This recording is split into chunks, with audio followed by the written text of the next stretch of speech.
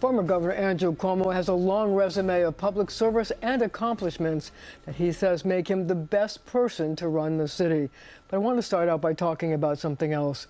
A man that you may remember, Marcia Cuomo, said that you campaign in poetry, but you govern in prose. There hasn't been a lot of poetry in this campaign, a lot of bitter charges, a lot of nastiness. I'm wondering, if you get elected, how will you bring the city together?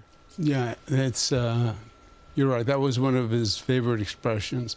It was also his own expression, by the way. I know. People have now copied it. But, you know, when you think about it, Marcia, not just in this campaign, but a lot of past campaigns, there's very little aspirational, positive, visionary talk in a campaign. That's what he meant when campaigns are about poetry. It was about the aspiration, what we can be at our best. Campaigns now are so nasty, they're so negative, almost from the start. But your point is very right. One of the things that concerns me most about this city is the divisiveness. So how can you bring them together? Well, the way we've been able to survive for decades, right? Yes, we have a very diverse society, but we're very proud of it, and we celebrate that diversity, its tolerance, its understanding, and it is a collective resolve that says we are not going to allow discrimination or abuse of anyone. So whether it's anti-Semitism today, or anti-Asian, or racial unrest, no, we don't tolerate that. We are united. You know, the best expression, e pluribus unum, the founding motto for the country, out of many one. And we live that in New York. So otherwise we don't survive. So would you have to change the rhetoric as mayor to bring people together? Yes. Yes, you have to change the rhetoric, you have to change the behavior, you have to change the tolerance level. We want to have a discussion about Palestine? Great. You want to have a discussion about whatever international issue or domestic policy issue or defund the police? Fine. But we can do this in a positive, constructive way and not a negative, destructive way. And when you start to pull at the cords of our community, anti-Semitism, etc., that's frightening. That's frightening. So, you know, if you take a look at what's been happening around the country over the last year or so, I mean, we have the violence in Minnesota where two lawmakers were killed. Lee Zeldin was attacked when he ran for governor. Donald Trump was attacked when he ran for president. I wonder, does rhetoric bring violence, and what role do public officials have in trying to stop that? Yeah, it's a very good question. You know, hate is easier to generate than love. Yes.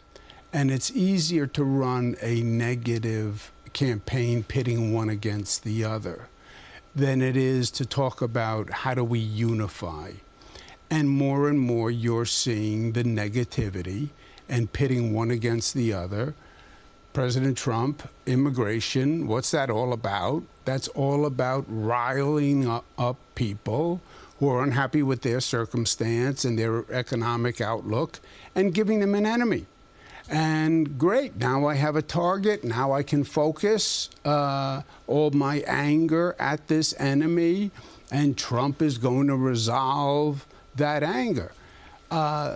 He is very good at doing that. It's a negative situation for the country, but he is very good at fomenting hate. And that's why when Democrats do it in a Democratic primary, in some ways we're playing into Trump's hands because hate begets hate. But were you forced to be into a negative campaign because everybody else was doing it? Oh, no, I have tried to stay, I've done my darndest to stay away from any of it. I mean, I will call out anti-Semitism or any hateful speech, but I'm here to talk about how to fix the city, because that's what this is really all about, right?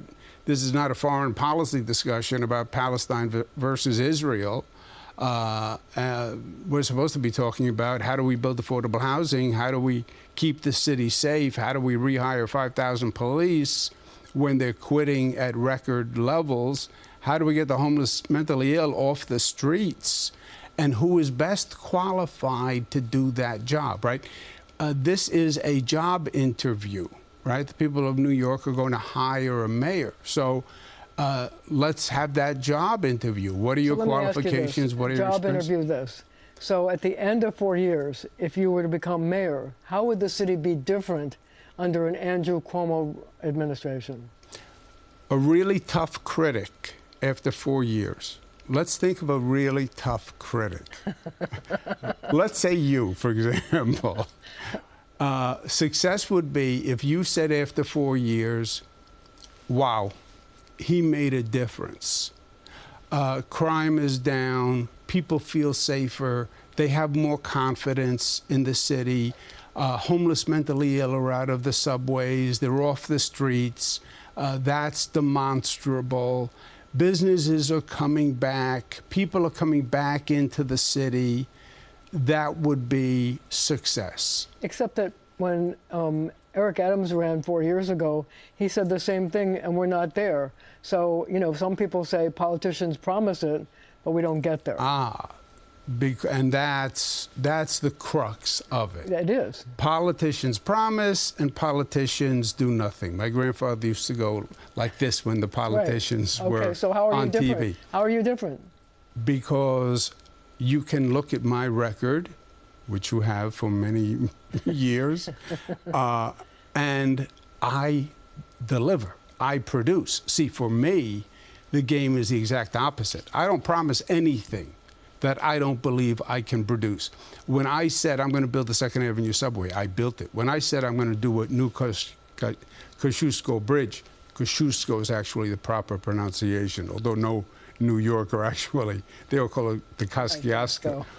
The new Tappan Zee Bridge, bringing it down taxes for the middle class, raising the minimum wage, passing the first marriage equality in the United States for any big state. When I say, I'm going to do something, I actually do it. And that's purposeful, Marcia, because I want people to say, you know what? This is a government we can trust. And this is a government that is actually competent, that when it says it's going to do something, it does it. I say I'm going to build a new LaGuardia airport after them talking about it for 40 years. In 4 years, there's a new airport. And I think that has a bigger effect on people. I think they go through the airport and they say, wow, look at this. Government actually worked, and maybe New York does have a future. So you've been in public life for a long time, and people think they know you, but I spoke to a good friend of yours, and I said, is Andrew Cuomo different, the one you know, in private than he is in public? And he said, yes. And I said, give me 3 words to describe Andrew Cuomo in private. And he goes, committed, thoughtful, and charming. So I want to ask you, what 3 words would you use to describe yourself in private? I'll take his words. They're not so bad. Look, I think I am fundamentally the same. Obviously, you have to, everyone says, oh, be yourself when you're in public. Be yourself, you know. Yeah, but you know. Don't you reserve a part of yourself for yourself? Well, you have to be careful because, you know, you make one offhanded comment in public, which is a joke, or you meant it lightheartedly. You know the press better than I. They jump on that and they seize on. So you have to be careful. So one of the things that people have gone after you for are the people who died in nursing homes. But one of the things that I've thought about as I watched you through all of those nursing home hearings is that I can't imagine what it must have been like for you to be the governor of the state that had patient 0 of a disease we knew nothing about. You got no help from Washington. You had to do it all from scratch. And I wonder, Andrew Cuomo, the person, was that a terrifying time? I mean, did you pace the mansion back and forth? What am I going to do? What was it like for you as a person to have to make those decisions that affected the entire state? You know, Moshe, I don't know that I've even fully recovered from that period of time. It was so frightening. It was so traumatic. You know, we live with this belief that there's someone somewhere who knows what they're doing, right? Someone has an answer if you can just get the right person on the phone. This was a situation where we had the highest infection rate on the globe. I'm talking to the best medical minds on the globe. But nobody knew anything about it. And nobody knew anything. So what were you like inside when you had to deal with that? It was, obviously, I was frightened. People were talking about millions of deaths. But what I tried to do was focus on the job, right? We're all frightened at times in our lives, and that's normal and that's natural, but don't let the fear control you, right? Is what I said to my kids. Oh, there was fear. There was fear. I would sit in these briefings, and they would say millions are going to die. And then even what we had to do was so impossible. Test 18 million New Yorkers for the... How do you start to test 18 million New Yorkers? We don't have that. There weren't even tests. There were no tests. It had never been done before. Why would a New Yorker subject themselves to a test that they didn't even know what the credibility was? How do you implement that? You know, so every day it was just another impossible challenge after another impossible challenge. Could you sleep? But there was no time to sleep because the numbers for the next day would start to come in at midnight. So you would start to know the death total, et cetera. And then we would start the same thing all over again. But I'll tell you the silver lining. And I didn't really fully appreciate this at the time. But New Yorkers, we can be tough and we can be gritty and we can fight, but New Yorkers were extraordinary. I mean, they came together in a way, Marcia, they could not have done anything better. And think about this. If any one group said, I'm scared, I'm sitting out, it would have been over. If the NYPD said, I'm not coming to work. If the nurses said, I don't have the PPE, I'm not showing up. If the utility workers said, I'm not showing up.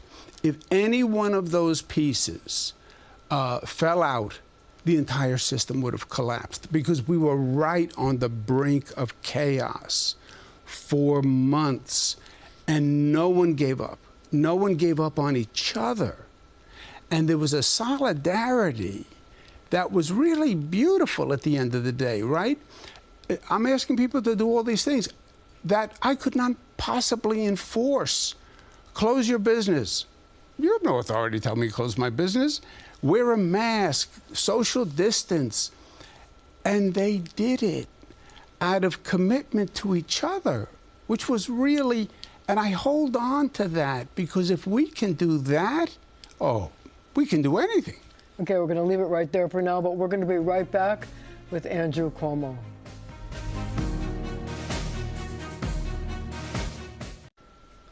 I'm back with Andrew Cuomo. You know, during the campaign, everybody talks about mistakes. And one of the things that you talked about was there must have been a mistake in how we unleashed e-bikes on the streets of New York. And I wonder, you know, if you could do it differently, what would you do? And if you were mayor, what would you do? Because I think everybody in New York now, whether they are concerned about the environment or not, has had an experience with trying to narrowly missing getting running over by an e-bike. I myself have had one just this week. So I'm wondering about that. What would you do? Yeah, it is a very serious matter because you're right. People have been seriously hurt. If I had to do it all over again, Monday morning quarterback, we passed it on the state level. We left it up to the localities to regulate. So now do you have to do something different in New York City if you get elected mayor? Well, the thought at the time was because, you know, Buffalo is one reality, Rochester is one reality, New York City is one reality. New York City has not effectively regulated the e-bikes. Surprise, surprise, it's a political issue. And what's happening now in New York City is political gridlock on everything. So should they have license plates on them so that if they do something bad, police can ticket them? The deliveristas, first of all, are the people who are trying to make a living. They have to be protected and their rights have to be protected. But these apps are making billions of dollars.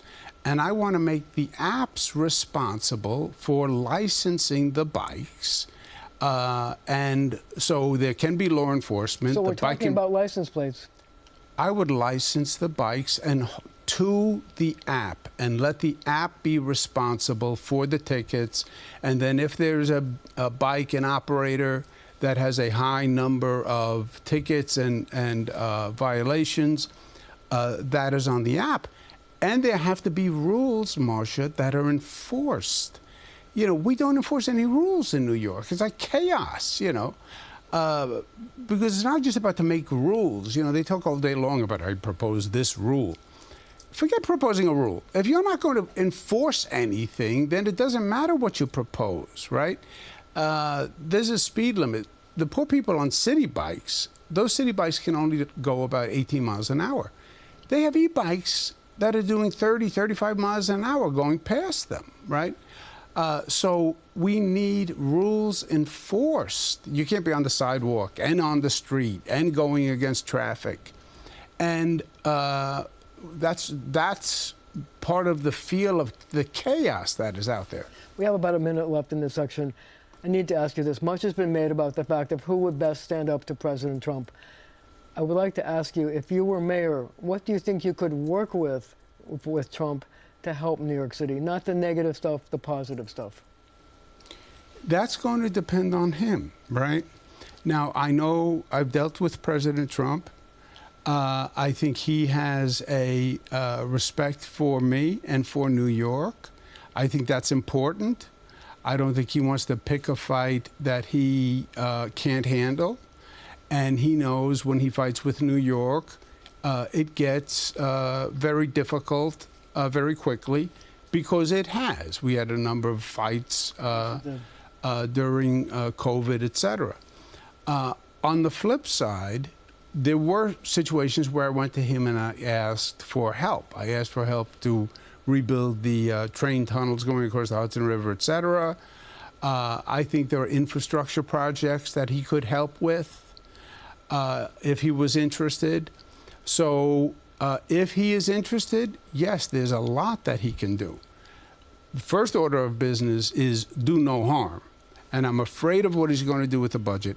I'm afraid of what he's going to do with immigrants, because that is working for him politically. And by the way, it's the only thing that's working for him politically. And right now he has the keys to the city because Adams handed him the keys to the city, and we have to get them back. And on that note, we have to leave it right there for now, but our conversation continues right after the show on our streaming channel, CBS News New York.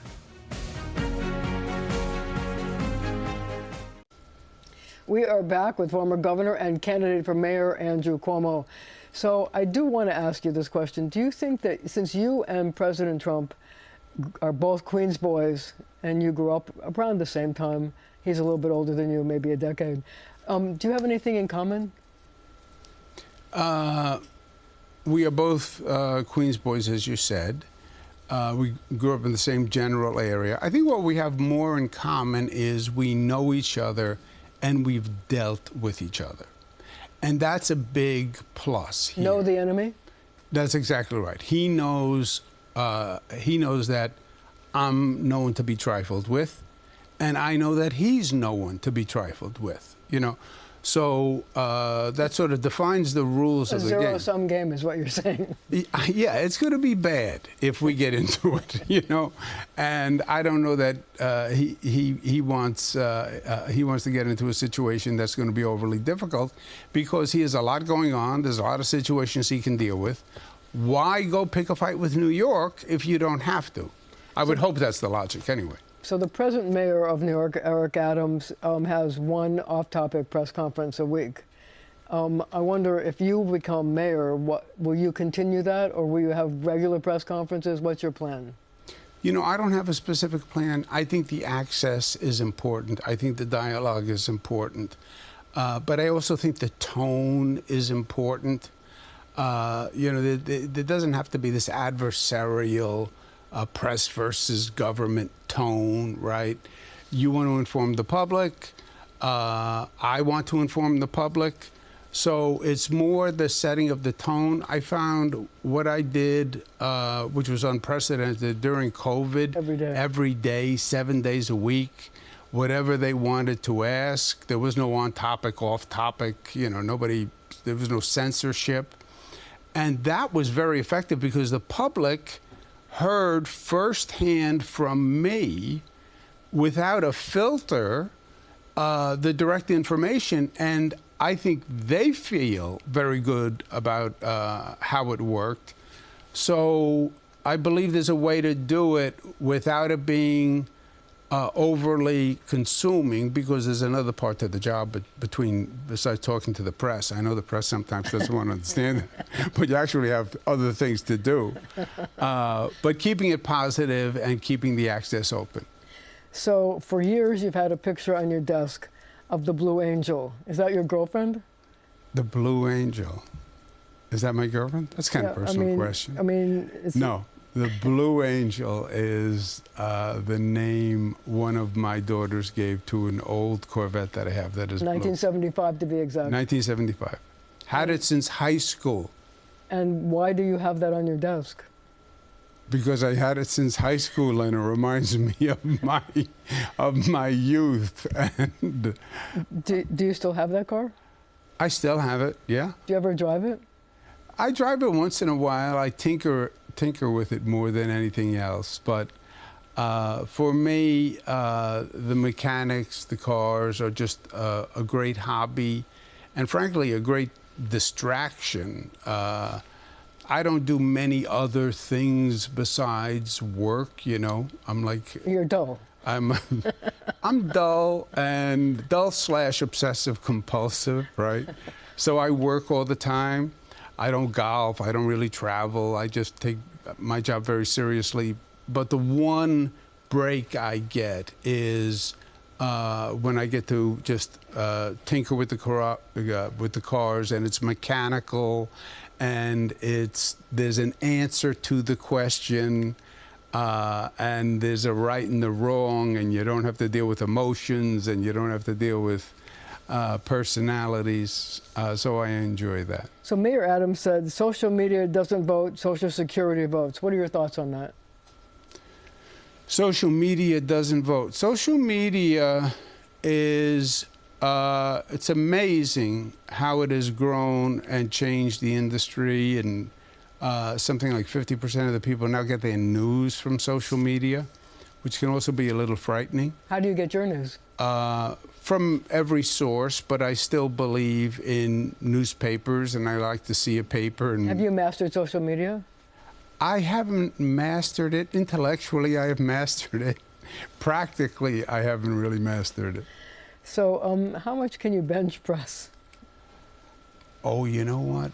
I actually, I hurt myself a while back trying to lift as much as I possibly could, and I pulled a muscle.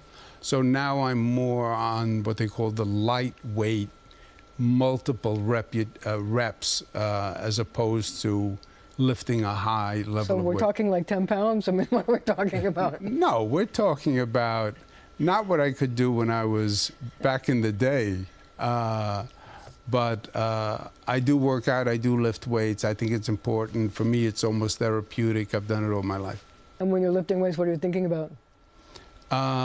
It's a good way to get out the aggression for whatever it is for that day. Do you think you could beat President Trump at arm wrestling? Yes. How come? I believe I could. So would you ride a city bike on the streets of New York? I would. Why? If you asked me to, I would. Oh, in other words, only if it was a challenge and we did it together. Yeah. So do you cook? No. Not at all? Well, for my, I can make breakfast for the kids. What do you make? Well, the more expansive menu than they say. They would say it was either cereal or scrambled eggs. But it's cereal, scrambled eggs, or pancakes. You can I do would all say. of the above? All of the above. Full breakfast menu. Anything you could want. So what's in your refrigerator right now? Well, right now I have two of my daughters staying with me. So there's actual food? So there's all sorts of type of young woman food in the refrigerator. So what's young woman food? I mean, it's things that I can't even pronounce. Everything is organic. So if they weren't staying with you, what would be in your refrigerator? Just the bare essentials. Since I don't cook, I don't really. So you go out, you order in, you go out, you get Matilda to cook for you. What do you do? Well, how do you eat? First of all, I live right down the block from my mother. So if I you want visit, a good meal, I'm smart. I moved 150 yards from my mother. So if I want a good meal, I go see Mom. My sister Maria is a block away. But actually, I wanted to be near my mother's. She's alone now, so it gives me a chance to pass by every day. But she still cooks, and that's still the first question when you walk in the door. Have you eaten? Let me cook you something. So we're going to end the program with this question. Who is your favorite philosopher? Oh. A.J. Parkinson, of course. I thought you said Pierre Teilhard de Chardin. I was like ready for that. A.J. Parkinson is better. So I have to read you some quotes from A.J. Parkinson because, don't pass the buck without passing the bucks. Life is better than death, even when it's not your own. And an author by any other name would still sound the same. Which one of those means the most to you? I like don't pass the buck without passing the bucks because it's sort of germane now. What that expression was back to was government dictating that another government do something, mandating, passing on a mandate, but not passing on funding to do it. New York State says New York City has to reduce class size, hire thousands of more teachers. Great idea, but hasn't funded it. So that is passing the buck without passing the bucks. So we need to tell our viewers that A.J. Parkinson is really... A.J. Parkinson is A.J. Parkinson, and I will never say differently. It's an inside joke. Yes. It's an inside joke because actually the original A.J. Parkinson may have been Mario Matthew Cuomo. He was the original person to quote A.J. Parkinson. Right. But he never admitted that there was not an A.J. Parkinson. And on that note, Andrew Cuomo, thank you so much. Good luck in the race. Thank you at home for joining us as well.